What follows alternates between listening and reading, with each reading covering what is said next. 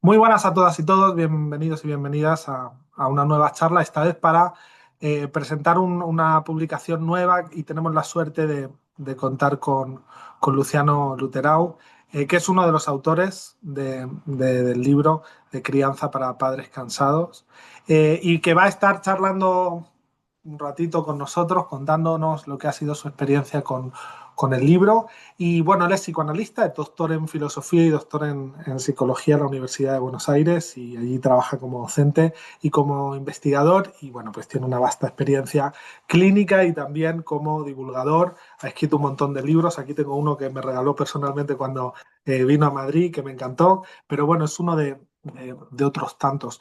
Luciano, muchas gracias por estar y por haber participado en esta publicación. ¿Qué tal, Edu? ¿Cómo te va? Muchas gracias a ustedes, bueno, a vos en representación de la editorial Sentir. Estamos muy contentos con Trinidad por la oportunidad de publicar este libro, Crianza para Padres Cansados, que es un libro que nos dio mucho gusto trabajar a cuatro manos y que, bueno, por un lado, si bien como dijiste vos, escribí distintos libros, lo que caracteriza a este es ser un libro para un público amplio, para padres, educadores. Es un libro orientado principalmente a la conversación con el público amplio, más allá del vocabulario técnico y la especialización. Fíjate que cuando nosotros nos pusimos a charlar y plantear una publicación, estuvimos valorando cuestiones de pareja o cuestiones, pero a ti se te ocurrió esto de escribir sobre la parentalidad, sobre la maternidad, y te quería preguntar cómo surgió, porque la propuesta fue tuya. Sí, cuando estuvimos conversando acerca de un libro posible, ¿no? Me parecía que, sobre todo para una publicación en España, la mejor manera de empezar a publicar allí era partir de lo que fue también, ¿no? Mi primer acercamiento a la divulgación a través de los temas de parentalidad. ¿No? Hablar de niños también es hablar de parejas, ¿no? Es hablar de la pareja de padres, es hablar de la pareja parental, de la pareja conyugal, ¿no? También a veces de el vínculo con los hijos. Creo que más bien la categoría que unifica estas distintas modalidades de relación es la de los vínculos. Y sobre todo los vínculos que implican algún tipo de conflicto, ¿no? Donde el conflicto no es algo patológico, sino que es un conflicto de crecimiento, ¿no? Creo que esa es la primera idea central de la publicación, ¿no? Poder situar una serie de conflictos paradigmáticos, prototípicos, que van de la mano del crecimiento, sin que necesariamente eso implique una psicopatología o alguna enfermedad, sino que crecer, criar, es, bueno, acompañar a los hijos en función de los conflictos que van atravesando a medida que crecen. Bueno, yo creo que es un tema universal por varios motivos. De hecho, el libro empieza con esta situación cotidiana de una persona está corriendo todo el rato y al final tiene hijos y tiene que gestionar ese cansancio, pues los hijos no saben de cansancio. Pero antes de preguntarte por eso, hay una cuestión universal que también afecta a la pareja y que yo te oí en una conferencia y que me interesó mucho de cómo precisamente los problemas actuales tienen mucho que ver, de pareja tienen mucho que ver con la maternidad, tiene que ver con tener hijos y yo creo que eso hace muy universal todo el tema de ser padres, más allá de ser pareja. Sin duda, ¿no? Bueno, creo que hay un contexto general histórico, ¿no? Que es el de la debilitación de ciertas instituciones que funcionaban como de apoyo a la crianza. Entonces, hoy en día, muchas veces se plantea como algo, egoísta que haya personas que no quieren tener hijos, ¿no? Es cierto que no siempre se cuenta con los recursos ni con las posibilidades, ¿no? Que un hijo criarlo de manera este, solitaria, ¿no? Es muy complejo, ¿no? Es verdad que los padres también hoy tienen que decidir muchas cosas que antes estaban aseguradas por la pertenencia a la comunidad. Y bueno, y quienes deciden tener hijos, en la medida en que tienen que empezar a tomar todas esas decisiones, también se encuentran con un cansancio extra, ¿no? Al menos acá en Argentina había una frase muy típica hace 30, 40 años que era los niños se crían solos, ¿no? Y quienes, además, como el modelo familiar era de muchos hijos, a veces se decía que los niños se crían entre ellos, ¿no? Bueno, pero en el modelo familiar actual, donde la familia nuclear se fue reduciendo, donde a veces el modelo de hijo único fue ganando terreno, ¿no? Primero el niño no tiene otros niños a veces con los que criarse, ¿no? Porque no tiene hermanos, o porque por ahí la diferencia de edad es muy grande, o porque no se arman los lazos que se armaban en otro momento, cuando por ahí el niño lo retiraba de la escuela los padres de otro niño y entonces se vivía, ¿no? Con un vecino, ¿no? ¿No? Hubo acá, incluso en una ciudad como Buenos Aires, una ciudad metropolitana, era frecuente el juego en la calle, o que hoy en día ya no es impensable. Entonces cambiaron mucho las condiciones históricas que hacen que este, asumir la crianza de un hijo es un trabajo, ¿no? Y es un trabajo que incluye un gran desgaste. Por eso, en el inicio mismo del libro, ¿no? Planteamos un poco esa situación prototípica, ¿no? Que es la de, bueno, si uno quiere saber quién es el padre de un niño, o el padre o la madre, ¿no? Digamos, es, bueno, quién está cansado, ¿no? ¿Quién es el que está cansado? ¿Quién es el cansancio, ¿no? Lo que se refleja en el título Crianza para padres cansados, no es que hay padres que se cansan y padres que no se cansan, no es que haya padres que se cansan y la idea sería que no se cansen, ¿no? Sino que me parece que es reconocer el cansancio intrínseco a la función de la crianza en un contexto histórico como el nuestro, donde desde muy temprano vamos tomando decisiones, nos involucramos, participamos, al mismo tiempo tenemos este, un escenario, ¿no? Por poner un contrapunto, ¿no? Digamos, en otro momento el problema era que un niño quizás jugara demasiado, ¿no? Hoy es que no juegue, ¿no?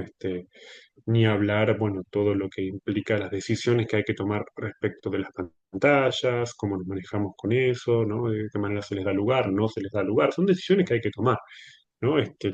Sumado esto a que así como estaba esa famosa frase de que los niños se querían solos, ¿no? O se querían entre ellos, también, hasta hace un tiempo era, bueno, a mí nadie me enseñó nada y yo aprendí todo por mi cuenta. Bueno, no, no era tan así, sino que, llegado a cierto punto, hasta hace un tiempo alguien tenía un hijo, pero ya había participado en la crianza de otros niños, o había cuidado a sus hermanos, o había cuidado a un sobrino, o había... Hoy en día muchas veces nos encontramos con que llegamos a que alguien se encuentra con un niño y no convivió con niños hasta ese momento, Mm, ¿no? Entonces también eso implica una redefinición del rol, ¿no? Que quiere decir que antes alguien podía jactarse de que no, nadie le había enseñado nada, pero claro, nadie había enseñado nada porque estaba la comunidad presente. Hoy en día, bueno, no, hay que formarse, hay que aprender, hay que estudiar, no sabemos, ¿no? Cuestiones que eran evidentes, ¿no? Respecto no, a un niño menor de tal edad no se le da tal producto, porque en realidad, bueno, las cosas que son incluso de guardia pediátrica cotidiana, ¿no? Como por ejemplo, hace poco escuché una mujer lleva a su hijo de poquitos meses a la guardia porque le había dado miel, nunca se había imaginado, no sabía que no hay que darle miel a los niños, no lo sabía, simplemente no, eso que podía ser parte de un saber popular, ¿no? Bueno, para ella no era, nunca había convivido con niños de una forma en la que eso estuviera disponible, ¿no? Uno quizás no lo sabía, pero lo sabía, ¿no? mm. De la misma Eh, forma que alguien puede cambiar un pañal. en esto que dices, fíjate, porque pienso en esto del cansancio y en esto de la comunidad y bueno, estoy de acuerdo, ¿no? El adjetivo cansancio habla de lo difícil que son las funciones parentales, pero creo que ese adjetivo en el libro también recoge eh, estas dos publicaciones del Príncipe de Asturias, de la sociedad cansada y de la muerte de los rituales, la muerte de la comunidad Mm, y de alguna forma esta sociedad del cansancio también de alguna forma es el contexto en el que ahora se están teniendo hijos. absolutamente, ¿no? Digamos, en la sociedad del pluriempleo, de la explotación personal, ¿no? Del estar en línea permanentemente, donde los tiempos de intimidad están recortados, ¿no? Donde, como muchas veces ocurre, alguien va por la calle con su niño y al mismo tiempo tiene que estar respondiendo un mensaje del trabajo, ¿no? Sí tiene además la suerte de tener un trabajo, ¿no es cierto? ¿No? Mm, Entonces, sí, quiero decir, en ese sentido, a veces hay una mirada muy este, hostil con quienes no quieren tener hijos o quienes dan cuenta, ¿no? De que efectivamente lo piensan dos veces, que no se dan cuenta que es una decisión que implica muchas responsabilidades. Por eso también hay personas que ya no tienen hijos a los 20 años quizás, los tienen a los 35, 40, ¿no? Como que esperan consolidar una posición o al menos, ¿no? Llegar a cierta madurez para entonces tomar esa decisión tan trascendente que en otro momento eso era algo más, bueno, propio de la vez. Es parte del modo en que se modificaron nuestras instituciones vinculares también, ¿no? Digamos, matrimonio y procreación iban prácticamente juntos. Nosotros modificamos también de un tiempo a esta parte la idea de pareja, pensamos la pareja de una forma distinta, la institución matrimonial perdió su carácter obligado, ¿no? Normativo. Bueno, en ese contexto, este, por un lado creo que se puede entender mejor a quienes lo piensan dos veces y también se pueden entender mejor los problemas de quienes decidieron avanzar sin por eso subestimarlos, ¿no? Porque muchas veces los padres jóvenes de hoy por ahí lo que reciben por parte de la generación anterior es como una mirada muy severa. Bueno, en nuestra época esto era más fácil, ustedes se preocupan demasiado, ustedes se la hacen difícil, ustedes, ¿no? Bueno, cuando había criterios comunitarios más firmes, tal vez era posible apoyarse un poco más, ¿no? Digo, pongamos un ejemplo trivial, una pelea bien de consultorio para pensarlo así, ¿no? Alguien que dice, bueno, me cuesta llevar a mi hijo a la casa de mis padres porque sé que si lo llevo a la casa de mis padres, le van a dar gaseosa, y va a estar frente a la pantalla, ¿no? Que son las dos cosas que alguien dice, yo busco evitar eso, ¿no? Entonces, ¿no? Como cómo hago, cómo no surgen tensiones, nuevos conflictos, negociaciones, ¿no? Una cosa es, este, como dicen los chilenos, entiendo que se usa así la palabra, regalonear, ¿no? A un nieto en el sentido de consentirlo, mimarlo, ¿no? O sea, y otra cosa es cuando decimos, no, bueno, a ver, gaseosas tratemos de evitarlas, somos conscientes hoy del peligro que implican, ¿no? Sobre todo en niños pequeños, ¿no? Tener ciertos cuidados, también dosificar el uso de las pantallas, bueno, surgen nuevos escenarios, ¿no?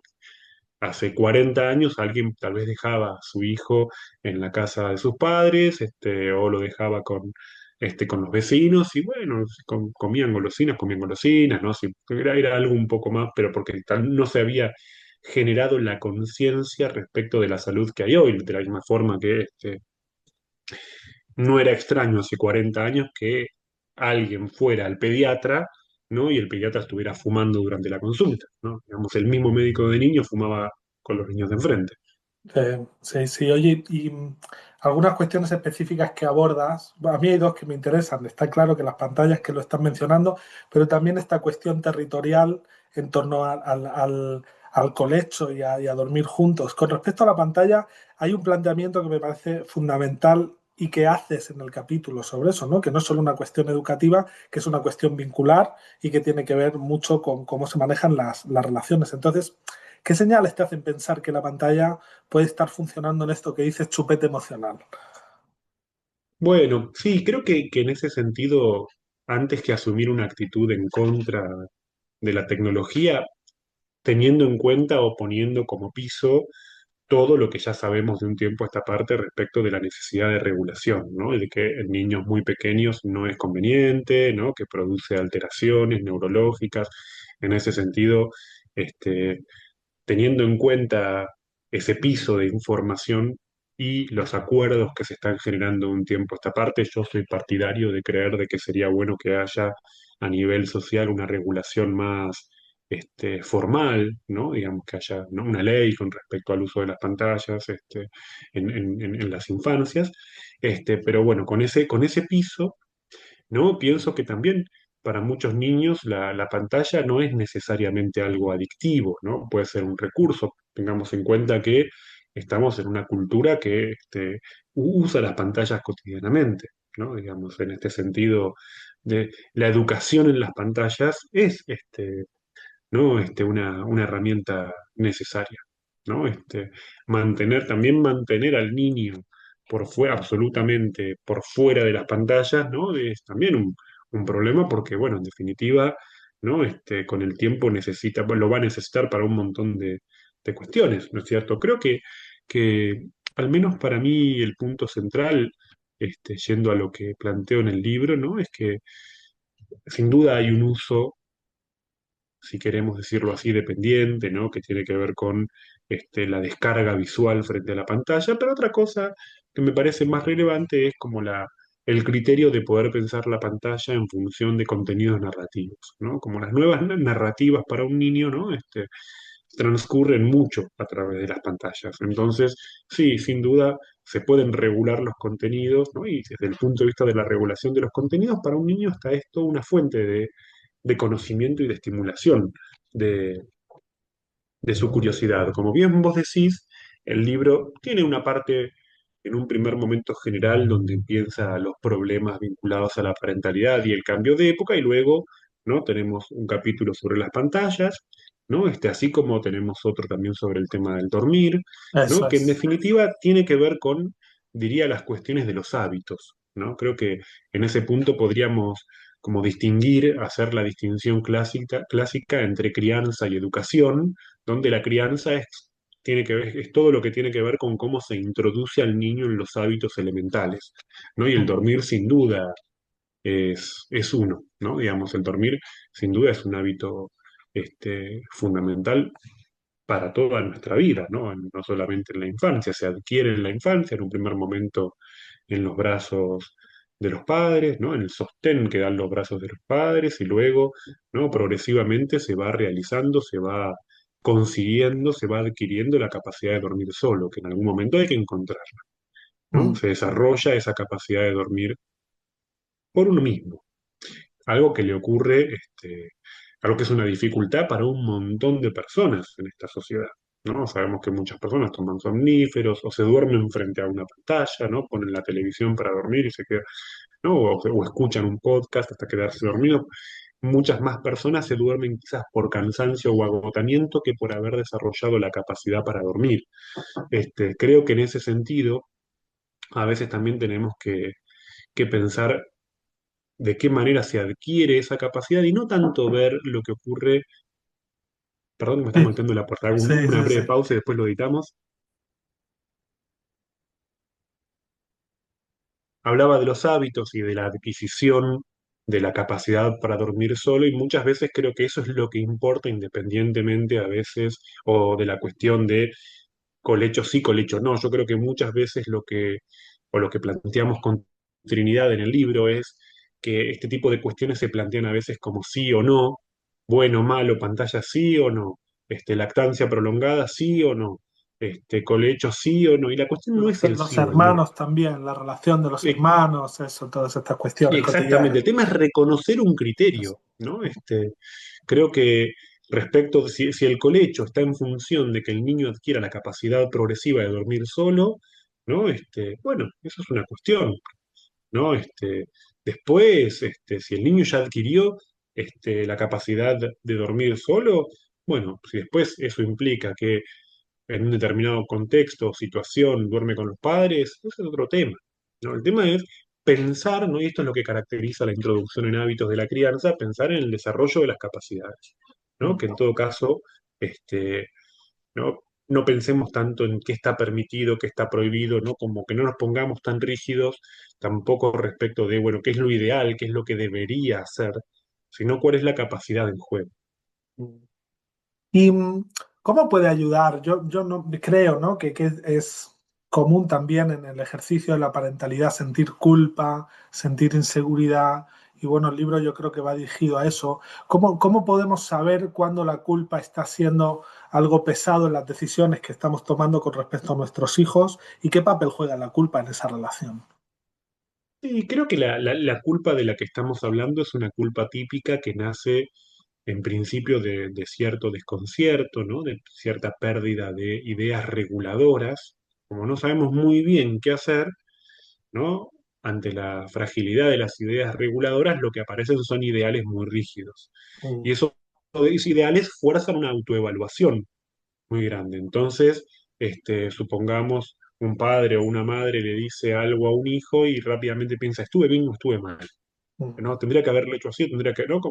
No, se detiene en la experiencia, ¿no? Que es, bueno, a ver, ya está, si ya lo hiciste, ahora veamos los efectos y que sobre los efectos adquirí experiencia y siempre va a estar la oportunidad de rectificar, ¿no? Creo que la culpa aparece cuando alguien dice no debería haber hecho esto o cuando quiere saber qué es lo que tiene que hacer antes de hacerlo. Muchas de las situaciones de la crianza nos, no, nos encuentran preparándonos en el medio de la situación cuando ya la situación está pasando, ¿no? No es que hay una, la crianza no supone una preparación, nadie se prepara para ser padre o para ser madre, ¿no? La preparación termina de darse in situ, en la medida en que eso va ocurriendo. Y bueno, en el contexto de esa preparación simultánea, es que tenemos que poder encontrar, ¿no? La capacidad de amigarnos con los errores, los tropiezos, ¿no?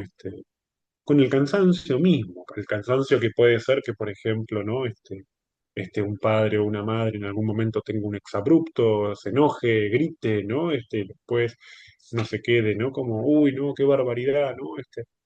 Bueno, siempre está la posibilidad de reparar, ¿no? Creo que en ese sentido, encontrar una buena medida, este, no es poner la vara, en un lugar inalcanzable y tratar de ser padres perfectos, ¿no? Porque creo que el, el criterio o el planteo de la perfección, la búsqueda de la perfección termina siendo en detrimento de la espontaneidad, ¿no? Muchas veces los padres perfectos o que buscan cierta perfección terminan comportándose más bien de un modo rígido y creo que la crianza todo el tiempo nos obliga a la flexibilidad, a ubicar qué es lo que corresponde para la situación, ¿no?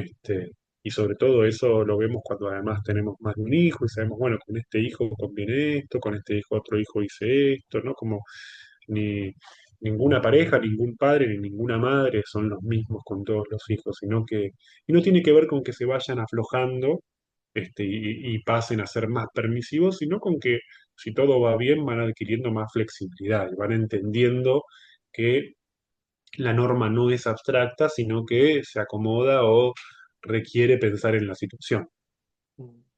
Bueno, pues al final yo creo que el libro va de eso, ¿no? De resolver esas inquietudes cotidianas del ejercicio de la paternidad y de la maternidad. Y bueno, pues Luciano y Trinidad Vario pues abren un diálogo que yo creo que es muy necesario y que nos orienta pues a cómo crear sin culpa, cómo ver estos patrones, qué situaciones, cómo decidir.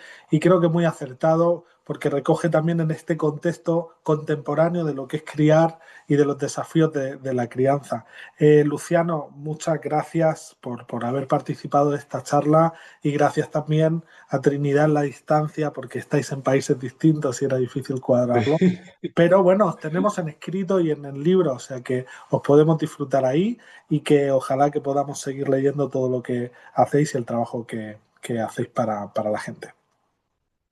Muchísimas gracias. Sí, con Trinidad, a pesar de estar en países distintos, empezamos a escribir juntos al ver que nos encontrábamos con la misma realidad a pesar de la cordillera. Y creo que, bueno, al conocernos en España y conversar y trabajar juntos, vimos que también el escenario era muy, muy semejante. Este es un fenómeno que trasciende las fronteras y que, bueno, aquí está este libro para traer una conversación, más bien abrir un diálogo, ponernos en relación y, como dice uno de los apartados del libro, ¿no? Bueno, hay preguntas que son las de siempre, ¿no? Entonces vamos a tratar de darle una nueva vuelta a esas preguntas que nos acompañan de época en época. Muy bien, pues Crianza para Padres Cansados, segunda edición, ya la tenéis a la venta, lo podéis adquirir en todas las plataformas, en la editorial Sentir, y esperamos que os guste y lo disfrutéis.